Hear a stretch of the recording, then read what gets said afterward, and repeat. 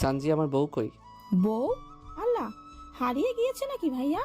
আল্লাহর দোহাই লাগে, ভাইয়ের জীবন নিয়ে ছিনিমিনি খেলিস না। আমি কি করেছি আজব? পাচ্ছিস না কোথাও খুঁজে? না। জানালা কি খোলা? সান্নিধ্য এক পলক জানালাগুলোর দিকে তাকিয়ে বলে, খোলা, বাট পর্দা টানানো। হোক পর্দা টানানো, আমার মনে হয় জিনের বাদশার নজর পড়েছিল তোর বউয়ের দিকে, সে উঠিয়ে নিয়ে গেছে। জিনের বাদশাকে?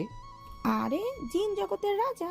সান্নিধ্যের মুখরেখা গম্ভীর হয়ে ওঠে, নিজেকে ধৈর্যের বেরি পরিয়ে ঠান্ডা গলায় বলে, আমার বউটাকে দিয়ে যা, ছোট মানুষও ভয় পাবে। সানজি নিজের হাসি আটকিয়ে না রাখতে পেরে শব্দ করে হেসে ওঠে। ফোনের ওপাশে ক্রমাগত একাধিক হাসির আওয়াজ শ্রবণে আসতেই থাকে সান্নিধ্যের। চোখ বন্ধ করে সে নিঃশ্বাস ছেড়ে ধীর কণ্ঠে বলে, আমার যেতে হবে। এখন না, আধা ঘন্টা পরে আমরা হালকা আড্ডা দেব। এখন ভাবি যান আমাদের গান শোনাবে, তুই ঘুমিয়ে পড়। আলবিদা। মুখের উপর ফোন কেটে দেয় সানজি। এক একে সবাই হাত মেলায়। শেহরিনকে সব বোনেরা মিলে পাকড়াও করে নিয়ে এসেছে। নেতা সাহেব বইয়ের জন্য কেমন পাগল সেটা দেখবে এবার। তানিশা আপু, তোমার আইডিয়াটা কিন্তু জোশ।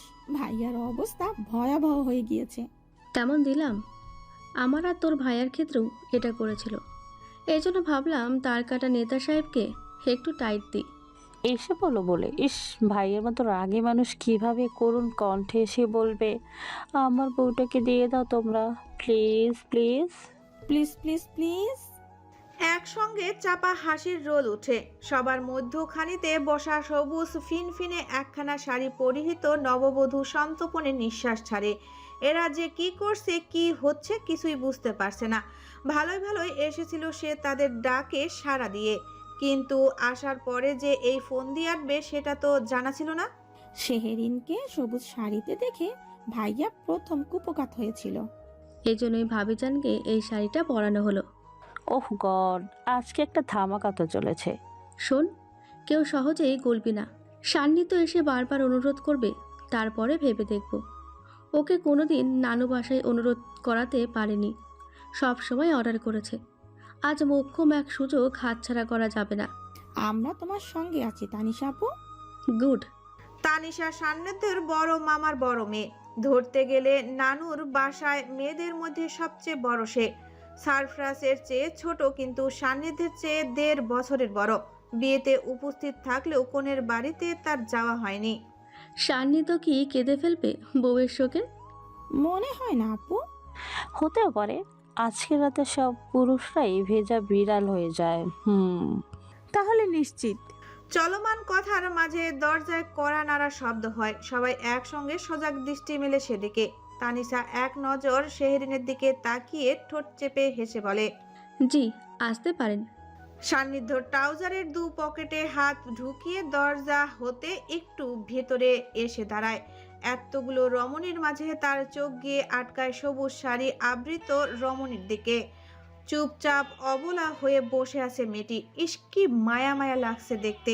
নেতা সাহেব তাকে কাছে ডাকে শান্ত গলায়, সব কিছু উপেক্ষা করে বলে, শেরিন আসো। শেহরিন যাবে না এখন, আরও একটু গল্প গুজব করবে আমাদের সাথে। এমনি এমনি কি যেতে দেইনি নাকি?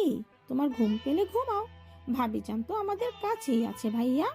কি জানি, জিনের বাচ্চার ভয়ে হয়তো ছুটে এসেছে। হাজারো, বউটা তো তার ছোট মানুষ। সান্নিধ্য দীর্ঘশ্বাস ফেলে সন্তপনে। কারো কথার কোনো প্রকার পাল্টা জবাব না দিয়ে চুপচাপ এগিয়ে আসে বিছানার দিকে। আর নেতা সাহেবের আগমন দেখে সামনে হতে যারা সারা উঠে যায় তড়িৎ গতিতে। কি জানি, যদি সামনে এসে ঝাড়ি মারে তো অবস্থা খারাপ। চোখের পলকে ঘটে যায় এক বিস্ময়কর ঘটনা। উপস্থিত সবার চক্ষু ছানাবড়া হয়ে যায় সঙ্গে সঙ্গে। সবার মধ্য হতে নেতা সাহেব তার পেশি বহুল হাতে শেহরিনকে বিছানার মাঝ হতেই পাজাকুলে তুলে নেয়। আর এই দৃশ্য হজম করতে না পেরে চোখে হাত দিয়ে অন্যদিকে তাকিয়ে সবাই একসঙ্গে জড়সড় হয়ে মৃদু চিৎকার করে ওঠে। শেহরিন লজ্জায় মুখ ঢাকতে চোখ বুজে সান্নিধ্যের বুকে লুকিয়ে পড়ে। আজ সে শেষ, সত্যি শেষ। এত লজ্জা আর শেষ হইতে পারছে না। অবশেষে নির্বিকার চিত্তে বীর বেশে রমণীকে উদ্ধার করে নিয়ে রাজা পাড়ি জমায় নিজ রাজ্যে। অনেক তো যুদ্ধ হলো, আর কত। সান্নিধ্য শেহরিনকে নিয়ে এসে নরম বিছানার মাঝে শুইয়ে দেয়। নিভু নিভু আলোতে দূর আকাশে মিটমিট করে তারারা হাসে। ভালোবাসার সুঘ্রাণ বইয়ে যায় আরও একবার। পাতলা ফিনফিনে শাড়িতে শেহরিনকে দেখে নেতা সাহেব নিজেকে হারিয়ে ফেলে নিয়ন্ত্রণের বাহিরে। মুখোমুখি মুখ রেখে পুরুষালী কণ্ঠে বলে, অতি ধৈর্যবান পুরুষ হওয়া আমার পক্ষে কখনোই সম্ভব নয় শেরিন। শেহরিনের শ্বাস প্রশ্বাসের গতি বেড়ে যায়। মরুভূমির তপ্ত বালির ন্যায় ঠোঁট জোড়া তার শুকিয়ে ওঠে। নেতা সাহেবের বাহুডোরে আবদ্ধ সে। পালানোর কিংবা দৃষ্টি ঘুরানোর কোনো পথ রাখেনি। সুদর্শন পুরুষের ব্যাকুল চাহনি তাকে ছিন্ন ভিন্ন করে তোলে মুহূর্তেই। Looking so pretty my wife, can I be allowed? For what? You know what I mean? No. Yes please ma'am. I said no. সান্নিধ্যের কাতর চাহনি হার মানে। শেহরিনের থুতনিতে মাথা ঠেকিয়ে চোখ বন্ধ করে ফিসফিস করে বলে, আর কত পরীক্ষা দিতে হবে আমার? মরে যাচ্ছি, প্লিজ দয়া করুন ম্যাডাম। শেহরিন লজ্জা ছাড়িয়ে নেতা সাহেবের অসহায় অবস্থা দেখে ঠোঁট কামড়ে হেসে ফেলে।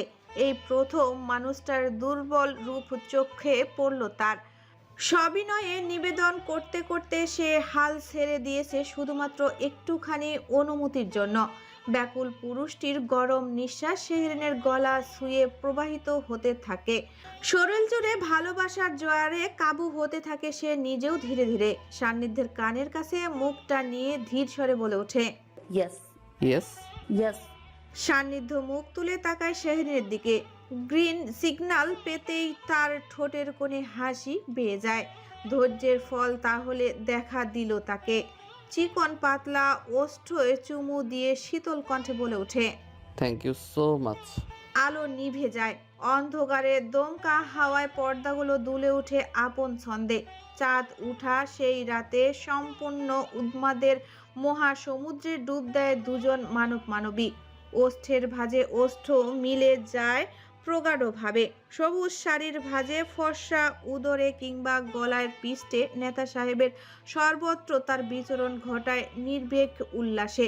ছন্ন ছাড়া মাতোয়ারায় মগ্ন হয়ে ভেসে বেড়ায় দুজনে বাধাহীনভাবে। রবিবার সকাল 11টা সুকমহল। ঘরোয়া আত্মীয় স্বজন আর নিজেদের লোক মিলে একদম ছোট করে শেহরিন সান্নিধ্যের রিসেপশন হয়ে গিয়েছে কালকে। আহামরি বা জাঁকজমক কোনো আয়োজনই নয়, শুধুমাত্র খুলসি হতে শেহরিনের বাবা, মামার পরিবার আর মনিকা আন্টি এসেছিল এ বাড়িতে। এই তো, যদিও এই ছোট্ট আয়োজন নিয়ে এক পশলা মনোমান্য হয়ে গিয়েছে সান্নিধ্যের সঙ্গে শাহজাহান সাহেবের। কেননা শাহজাহান সাহেবের ইচ্ছে ছিল বিয়েটা সাদামাটা হলেও রিসেপশনটা অন্তত লোক সমাগমে হোক, শখানেক মানুষকে নিমন্ত্রণ করা হোক। কিন্তু দুর্ভাগ্যবশত তার ইচ্ছেটা ইচ্ছেই থেকে গিয়েছে। সান্নিধ্যকে কোনোভাবেই পারেনি রাজি করাতে। শোনা মাত্র নাকচ করে দিয়েছে সে। সেই সাথে কাট কাট গলায় বলে দিয়েছে যত যা অনুষ্ঠান হবে সানজির ক্ষেত্রে, নিজের ক্ষেত্রে ঢাক ঢোল পেটানোর মোটেও ইচ্ছে নেই। অতএব এসব চিন্তা ভাবনা বাদ দেওয়াই ভালো, কাজ হবে না। অগত্যা শাহজাহান সাহেব নিজেও খানিকটা গরম মেজাজ দেখিয়ে নিজ ইচ্ছা গুটিয়ে নিয়েছে। এই ছেলের ব্যাপারে কোনো কথাই আর বলবে না সে, যা ভালো হয় করুক। আজকে রবিবার, শেহরিনের ভার্সিটি থাকলেও মিস দিয়েছে সে। বিয়ে শেষে আজকে দিয়ে 2 দিন মাত্র। নতুন সংসার, নতুন সবকিছু। কালকে তো আত্মীয় স্বজনের মধ্যেই কেটেছে পুরোটা দিন। ধরতে গেলে নতুন সংসারের যাত্রা আজ থেকে শুরু তার। এভাবে সব ফেলে রেখে ভার্সিটি যাওয়াটা বেমানান। যদিও নেতা সাহেব তাকে বারবার জিজ্ঞাসা করেছিল ভার্সিটির কথা, কিন্তু নববধূ কৌশলে এড়িয়ে গিয়েছে। ল্যাব ক্লাসের ছুতো দিয়ে কোনো রকম কাটিয়ে দিয়েছে, নয়তো এই লোক নিশ্চিত তাকে ধরে বেঁধে ভার্সিটি রেখে আসতো। ও ভাবিজান, আমাকে ভাবিজান বলো না আপু, নাম ধরে ডেকো প্লিজ। আরে তুমি তো আমার ভাবিজানি হও বাচ্চা, বড় ভাইয়ের বউ না তুমি? শেহরিন শাড়ির পার ঠিক করে সানজির দিকে ঘুরে তাকায়। ডান চোখের ভ্রু উপরে তুলে বলে, ভাবিজান আবার সাথে বাচ্চা? বাচ্চা ভাবিজান তুমি আমার। এত কষ্ট করতে হবে না তোমায়, আমাকে নাম ধরে ডাকলেই হবে। গাঢ় বেগুনি রঙা শাড়ি পরিহিতা নববধূর দিকে এগিয়ে আসে সানজি। মাথায় আঁচল টেনে সুন্দর করে ঘোমটা দিতে দিতে বলে, খুব শখ তাই না? ঠিক আছে, কুটনি ননদিনী হয়ে তোমাকে আমি ভীষণ জ্বালাতন করব, দাঁড়াও। কুটনি ননদিনী? ভীষণ কুটনি ননদিনী। আমার সাথে ঝগড়া করবে? পায়ে পা লাগিয়ে। শেহরিন ঘোমটা মাথায় সানজির দিকে ঘুরে তাকায়, ফ্যাল ফ্যাল দৃষ্টিতে তাকিয়ে বলে, কিন্তু আমি তো ঝগড়া পারি না, কান্না পায়। জীবনে কখনো ঝগড়া করনি? কার সাথে করব? মানুষই তো নেই। আর সবচেয়ে বড় কথা, যেখানে অভিমানটাই ঠিকঠাক করতে পারিনি আজ অব্দি, সেখানে করব ঝগড়া। সানজি শেহরিনের গলায় দুপাশে হাত ঝুলিয়ে দেয়, চোখ ঘুরিয়ে ঘুরিয়ে ভাবুক দৃষ্টি ফেলে বলে, একটা উপায় আছে, ঝগড়ার ট্রেনিং নিবে তুমি। কিভাবে? ভাইয়ার সাথে রোজ ঝগড়া করবে। ভাইয়ার সাথে? হ্যাঁ, একটু এদিক সেদিক হলেই ফুল স্পিডে ঝগড়া শুরু করে দিবে। এতে তোমার ধীরে ধীরে এক্সপ্রেশন বাড়বে। নেতা সাহেবের সঙ্গে ঝগড়া, তাও আমি? উনি একটা ধমক দিলেই আমার আর মুখ দিয়ে আর কথা বের হবে না, চোখ দিয়ে পানি বের হবে শুধু। সানজি দীর্ঘশ্বাস ফেলে হাত ছাড়িয়ে নেয় গলা থেকে, নিরস গলায় বলে, হয়েছে, বুঝতে পেরেছি। কুটনি ননদিনী হওয়া হলো না আমার। ঝগড়ায় ঝগড়ায় টক্কর না দিলে কি জমে? ভাবি জান আমার আগেই সিলিন্ডার। ঠিক আছে, চলুন এখন নিচে যাই। তুমিও আজকে ভার্সিটি মিস? আপনার জন্য দিলাম। এ বাসায় আমি আর ভাইয়া ছাড়া তো আপনার সব মানুষ অচেনা, তাই যেন আনকমফোর্টেবল ফিল না করেন, তাই থেকে গেলাম। শেহরিন নীরব হাসে সানজির কথা শুনে, নির্মিষ চাহনিতে তাকিয়ে ভাবতে থাকে। মনে হচ্ছে তার ভাই বোনের অভাবটা আল্লাহ কোনোভাবে পূরণ করে দিচ্ছে। এই অল্প সময়ের মাঝেই সারপ্রাইজ ভাইয়াকে যতটুকু দেখছে অসাধারণ লেগেছে। খুবই আন্তরিক তার প্রতি, ভাইয়ের বউ হিসেবে নয়, কেমন জানি ছোট বোনের ন্যায় আদরে সম্বোধন করে সে। আর এদিকে সানজি আপু, তার কথা হয়তো কখনো বলে শেষ করা যাবে না। এই বাচ্চা ভাবিজান, কি ভাবছো? চলো নিচে যেতে হবে তো। শেহরিন ভাবনা ছেড়ে স্বতঃস্ফূর্ত কণ্ঠে জবাব দেয়, চলো। কিচেনে বেশ রান্নার তোড়জোড় শুরু হয়েছে সকাল সকালই। সুখ নিবাসের আত্মীয় স্বজনরা আজ দুপুরে মহা ভোজন শেষে যে যার মতো নিবে বিদায়। কালকেই সবার যাওয়ার কথা ছিল, কিন্তু এবারে সদস্যদের অনুরোধে সবাই থেকে গিয়েছে। বিয়ে বা যে কোনো অনুষ্ঠান উপলক্ষে যাই আসা যাওয়া হয়। এছাড়া বিশেষ দরকার ছাড়া কারো বাসায় কারো পা পড়ে না দেখে জোর জবরদস্তিতে থেকে যাওয়া তাদের। ড্রয়িং রুমে বসেছে কাজিন মহলের আড্ডার আসর, হই হুল্লোড়ের সঙ্গে হাসাহাসি চলছে বেশ। অন্যদিকে এই আসরের মূল কাণ্ডারি বেবি মানকি, তার দুষ্টুমিতে প্রত্যেকে হয়ে উঠেছে নাজেহাল। এক মুহূর্তের জন্য স্থির হচ্ছে না, খেলার সঙ্গী বা মানুষজন পাই না সে। আজ যখন পেয়েছে ছন্নছাড়া হয়ে লাফিয়ে বেড়াচ্ছে চারপাশটা। তাকে দেখে উপস্থিত সবাই তখন অক্ষরে অক্ষরে বুঝতে পারছে কেন এই নামটা তাকে বিশেষভাবে দেওয়া হয়েছে। একদম পারফেক্ট ম্যাচ করছে। চলতে থাকা হুল্লোড়ের মাঝেই সিঁড়ি বেয়ে বেগুনি রঙা শাড়ি পরা নতুন বউকে নামতে দেখে সবাই সেদিকে ফিরে তাকায়। এক সেকেন্ডের নীরবতার শেষে একসঙ্গে সবাই হৈ হৈ করে বলে ওঠে, নেত্রী সাহেবের আগমন, শুভেচ্ছায় স্বাগতম। নেত্রী সাহেবের আগমন, লাল গোলাপের সম্ভাষণ। অবশেষে মিসেস সান্নিধ্য শাহজাদ খান এসে পৌঁছেছেন আমাদের মাঝে। হুররে! অদ্ভুত স্লোগান শুনে শেহরিন লজ্জায় কুঁকড়ে যায়। সানজির হাত চেপে ধরে সে অসহায় দৃষ্টিতে তাকাতেই সানজি গলার স্বর বাড়িয়ে বলে, থামো থামো তোমরা, আমাদের ভাবিজান লজ্জা পাচ্ছে তো।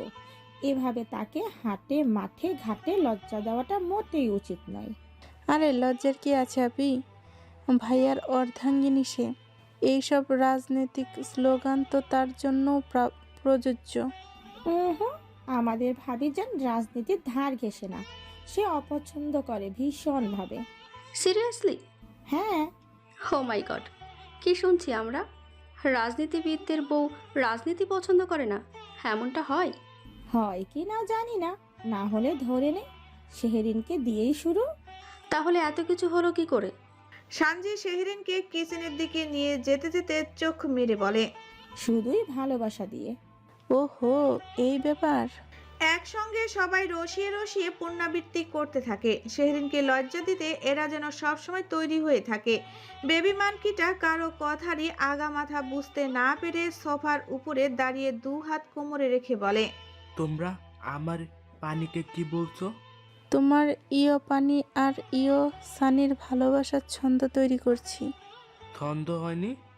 এই বেটা, ক্লাস 3-তে পড়েও ছন্দ মানে বুঝিস না?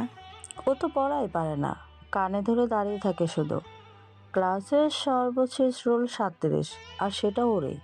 নিজ খালামনির হতে অপমানমূলক কথা শুনে তাসিন কপাল কুঁচকায়, থমথমে গলায় বলে, বাবাকে কিন্তু বলে দেব। সত্যি কথাই বলেছি। কে বলেতে তোমাকে? তোর মামুনি বলেছে। মামুনির কথা শুনে বেবি মানকিটা কপালে ভাঁজ দূর করে, সোফার উপর বসে মাথা ঠেকিয়ে বলে, আমি পড়াশোনা করব না, বিয়ে করব। কাকে? ইয়ো পানিকে। তুই জীবনও ভালো হবি না বেবিয়ানকে। তুমিও তো পতা খাদামণি। দাঁড়া, তোর মামুনিকে বলে দিচ্ছি। না না না, একটুও ভালো না তুমি। চিংড়ি মাছের মালাইকারির সুঘ্রাণ ছড়িয়েছে কিচেন জুড়ে।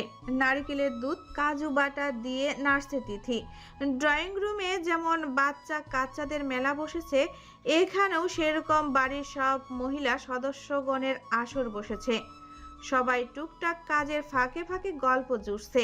সানজি শেহরিনকে কিচেনে নিয়ে আসে সন্তপনে। প্রবেশ করা মাত্র উচ্ছ্বাসিত কণ্ঠে বলে ওঠে, আম্মা, তোমার ছোট বৌমাকে নিয়ে এলাম অফিসে। কি ইন্টারভিউ নেবে? নাও। কাজরত অবস্থায় সবাই একযোগে পিছু ফিরে চায় সানজির কথায়। নতুন বউয়ের রান্নাঘরে পা পড়তেই মিসেস নীলুফা হেসে বলেন, ইন্টারভিউ তো নিবই, নয়তো চাকরি কনফার্ম হবে কি করে? সেজন্যই তো নিয়ে এলাম, যাচাই বাছাই করে দেখো। তিথি যৎ সামান্য হেসে চুলার আঁচ কমিয়ে দিয়ে নিরেট স্বরে বলে, যাচাই বাছাই করার মনে হয় না খুব একটা প্রয়োজন আছে। কেন কেন? শেহরিন তো বোধহয় রান্নাই করেনি কখনো, আর যার রান্না জানে না তাকে যাচাই বাছাই করবো কিভাবে? মিসেস নাজনীন চুপচাপ নিজ কাজে মগ্ন থাকে। কোনো প্রকার টুটা শব্দ বের হয় না তার মুখ হতে। তবে রান্নার বিষয়টা তার অবগত ছিল না। ভেবেছিল হয়তো তার ছোট বৌমা রান্না জানে, কিন্তু তিথির কথা শোনা মাত্র তার মুখে হঠাৎ কালো মেঘের ছায়া এসে ভর করে। আরে, রান্না নাই করতে পারে, হয়তো রান্না তখন প্রয়োজন পড়েনি তাই রান্না করেনি, কিন্তু এখন তো প্রয়োজন আছে। প্রত্যেক মেয়েকেই শ্বশুরালয়ে এসে রান্না করতে হয়। কি শেহরিন, রান্না শিখালে শিখবে তো? চাচিমণির প্রশ্নে শেহরিন নিচু চোখে তাকিয়ে মাথা নেড়ে সায় জানায়। সে সত্যি রান্না শিখতে চায়, নিজ হাতে রান্না করতে চায়, কিন্তু শেখানোর মানুষের অভাবটা তাকে সব সময়ই এই গুণ অর্জন করা হতে পিছিয়ে রেখেছে। এসে কাজু বুয়াকে তার ভীষণ মনে পড়ছে। বুয়ার কাছে আরো কিছুদিন থাকলে রান্নাটা সে সত্যি শিখে নিতে পারত। কখনো রান্না করেছো? জি। কি কি রান্না করেছো? শেহরিন শুকনো ঢোক গিলে। তার সাদামাটার রান্নার আইটেমগুলো এতগুলো দক্ষ মানুষের সামনে উচ্চারণ করতে ভীষণ লজ্জা অনুভব হয়। তবুও সত্যটাকে সহজ স্বীকারোক্তি দিতে নরম কণ্ঠে বলে, ভাত, ডিম ভাজি, ডাল। নাজনীন বেগম আইটেমগুলো শুনে কাজ ছেড়ে এক পলক তাকায় শেহরিনের দিকে। সানজির ছোট মামি হেসে বলেন, এগুলো তো ছেলে মানুষও পারে, ব্যাচেলারদের খাবার। মাছ মাংস কখনো রান্না করনি? জি, মাছ রান্না করেছিলাম একবার। কি মাছ? কই মাছ। বাপরে, সরকারি কই মাছ? একাই করেছিলে নাকি কেউ হেল্প করেছিল তোমাকে? জি, হেল্প করেছিল। তাই বলি। তিথি ঠোঁটের হাসি বিস্তর করে বলে, তাহলেই তো দেখছি রান্না শিখতে বেশ সময় লাগবে। সবচেয়ে বড় কথা, শিখবেই বা কখন? ভার্সিটি সামনে সংসার এত সহজ নয়। অল্প অল্প করে শিখবে ভাবি, ইচ্ছে শক্তি থাকলে সব সম্ভব। আমাদের ছোট ভাবি যান ঠিক পারবে। হ্যাঁ, তুমি শ্বশুর বাড়ি যাও আগে, তখন শুনবো এই কথা। আরে হয়েছে, নতুন নতুন শ্বশুর বাড়িতে অনেকেই আনাড়ি হাতে আসে। তানিশার কথাই বলি, মেয়ে আমার হাত ধুয়ে ভাতও খেত না। শেহরিন তাও ব্যাচেলারদের রান্না জানে, আমার মেয়ে তো তাও জানতো না, কিন্তু এখন দেখো সব শিখে ফেলেছে। সময়ের সাথে সাথে সবাই নিজেদের গুছিয়ে নেয়, শুধু একটু চেষ্টার প্রয়োজন হয়। ঠিক বলেছেন আপা। মিসেস নীলুফা সানজির বড় মামির কথায় সমর্থন জানিয়ে তার জায়ের দিকে তাকায়, আগ্রহ নিয়ে শুধায়, ভাবি, আপনি চুপ হয়ে আছেন কেন? আপনি কিছু জিজ্ঞেস করবেন না আপনার ছোট বৌমাকে? তোমরা তো বলছোই, আমি আর কি বলবো? শুনছি তো। তবুও শাশুড়ি আপনি, আপনার তো আলাদা করে জিজ্ঞাসা থাকতে পারে। কোনো প্রশ্ন থাকলে বলুন। কি প্রশ্ন করি বলো? বৌমা তো আমার রান্নাই জানে না, জানলে তো কিছু একটা জিজ্ঞেস করতাম। রান্না জানে না, শিখাবে তুমি আম্মা? দেখি, আসো তো। শেহরিনকে টেনে শাশুড়ি মায়ের কাছে গিয়ে দাঁড় করায় সানজি। মিসেস নাজনীনের মুখোমুখি হয়ে শেহরিনের ডান হাতটা নিয়ে তার হাতে তুলে দিয়ে বলে, ভাইয়ার হয়ে কাজটা আমি করে দিচ্ছি। এই যে তোমার হাতে তুলে দিলাম, তুমি তোমার বৌমাকে আদর দিয়ে যত্নে দিয়ে শিখিয়ে পলিয়ে নিবে, ঠিক যেমনটা আমার বড় ভাবিজানের ক্ষেত্রে করেছো। শাশুড়ি মায়ের হাতের স্পর্শ পেতেই শেহরিনের শির দ্বারা বেয়ে ঠান্ডা স্রোত বেয়ে যায়। একরাশ জড়তা আর ভয় এসে ভর করে তার শরীরে। মাথা নিচু করে সে চুপচাপ নিজের ভেতরে বয়ে চলা ঝড়ো হাওয়াকে প্রতিরোধ করার চেষ্টা করতে থাকে। মিসেস নাজনীন নিজেও কিছুটা অস্বস্তিতে পড়ে যান। এমনভাবে হাতে তুলে দেওয়াতে সে পারে না কিছু করতে। কোনো রকমের দোনো-মনো হয়ে কাটিয়ে ধীর কণ্ঠে জবাব দিয়ে বলেন, আচ্ছা ঠিক আছে, এত ভাবতে হবে না, শেখাবো। শাশুড়ি হিসেবে তুমি দেখেছি পাশ করেই ফেলেছো নাজনীন।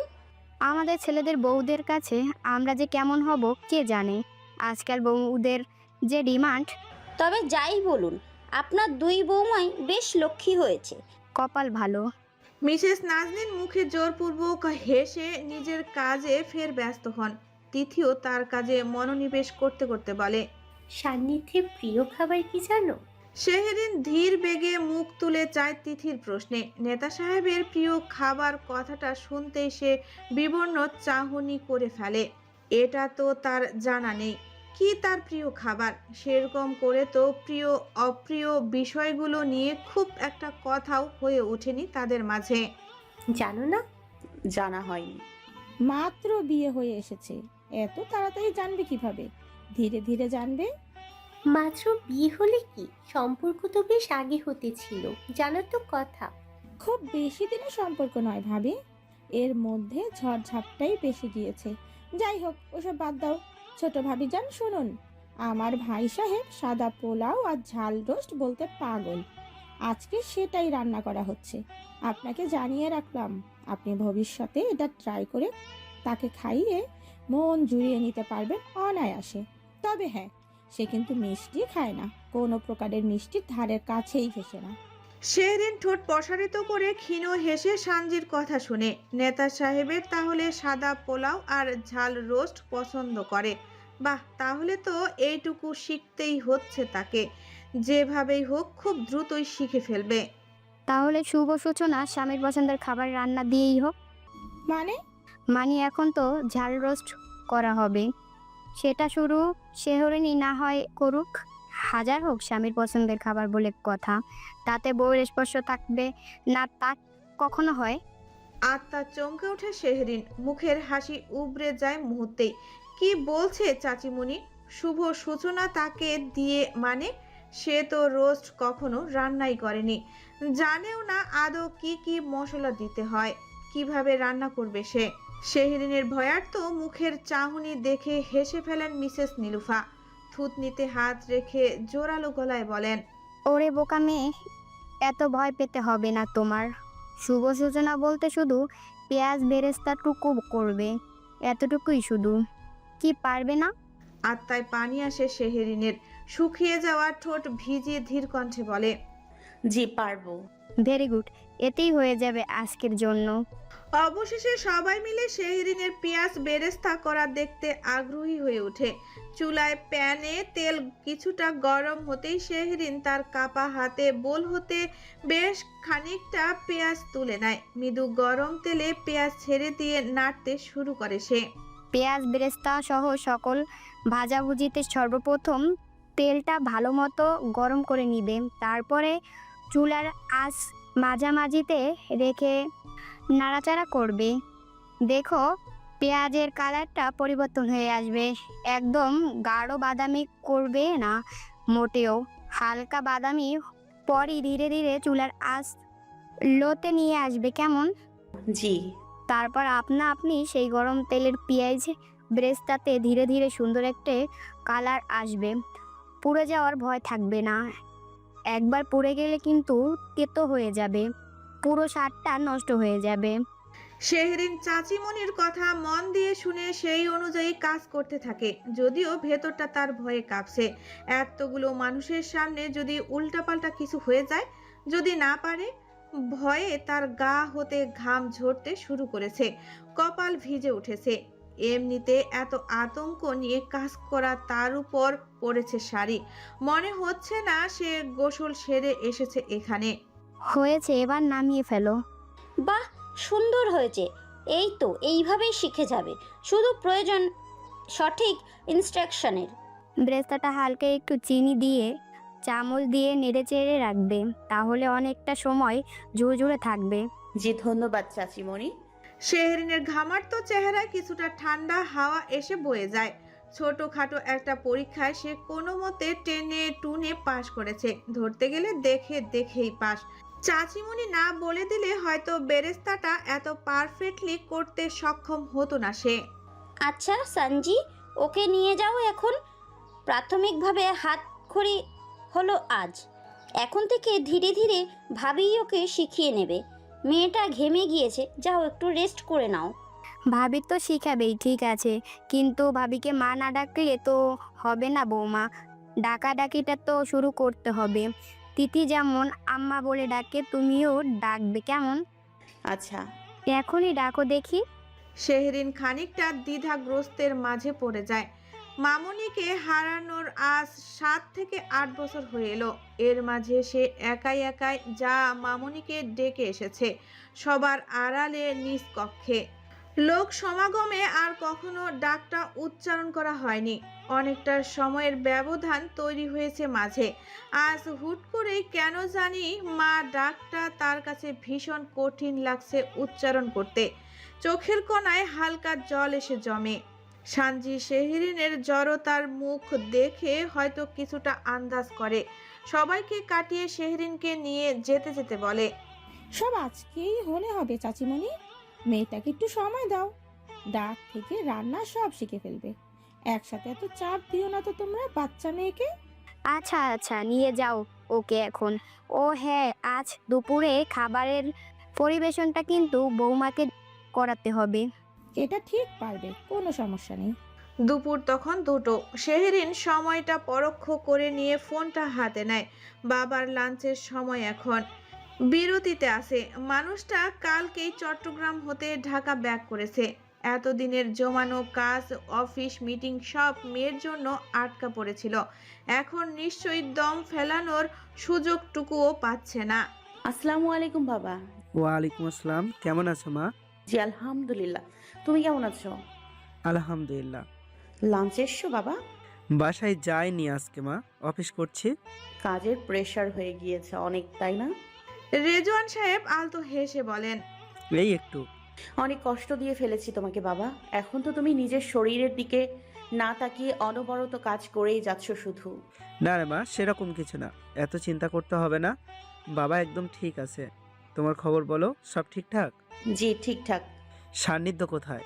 উনি ওনার কাজে আছেন, সম্ভবত আজকে রাতে ঢাকা যাবেন। ও আচ্ছা, পার্লামেন্টের অধিবেশনে যোগ দিতে হয়তো।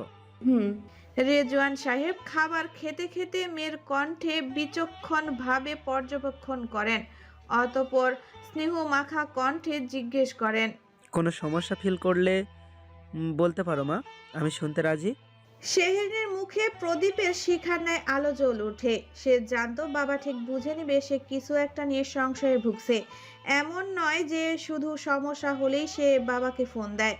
একটা পুরো দিনে অন্তত 2 বার হলেও তাদের কথা হয়। কিন্তু মেয়েকে বুঝে নেওয়ার অদ্ভুত এক ক্ষমতা তার বাবার রয়েছে।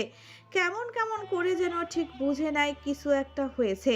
শেহরিনের কাছে মাঝে মাঝে মনে হয় সৃষ্টিকর্তা হয়তো বাবা মাদের এক আলাদা আত্মাধিক শক্তি দান করেছে সন্তানদের বুঝে নেওয়ার জন্য, যে শক্তি তার অন্য কারো মাঝে নেই। বাবা। জি মা। আমি একটু সমস্যায় পড়েছি। জি, কি সমস্যা? শেহরিন বুকের উপর বাম হাত রাখে, লম্বা করে দম টেনে নিয়ে বলে, বাবা আমার মুখ হতে মা, আম্মা, মামুনি এই ডাকগুলো জোরালোভাবে বের হয় না, মানে আমি জোরে সবার সামনে উচ্চারণ করতে পারি না। ধরো কেউ ডাকতে বললো, আমি বলতে চাচ্ছি কিন্তু পারছি না, কেন জানি খুব ভারী অনুভূত হয়।